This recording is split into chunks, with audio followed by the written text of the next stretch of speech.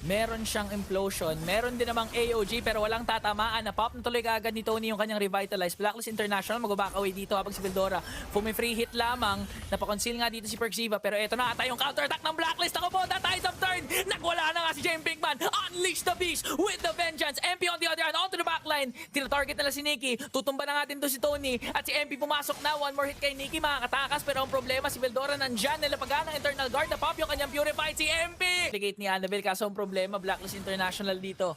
Merong Lord sa baba looking to take down an inhibitor turret. Holy Shields nandyan naman. Na-pop na nga pati yung internal guard. Nilabas na rin Zaman Force. Nilapag na nga ni Outplay para patumayin si Tony. Kahit gaano ka makakunat, hindi siya sapat. Ito na nga yung push na hinihintay natin from the agents. Nagkutsila nga si Perxiva. Hindi pa niya kinakasa yung implosion. Pero ang problema si Annabelle, nawala na rin. Wala pa rin napipitas sa Blacklist. Ako po, Nikki. Sunod ka na. Tinipian ka pa ni JM Pinkman. Perxiva nakahuli sa likod with the implosion. And Blacklist International will even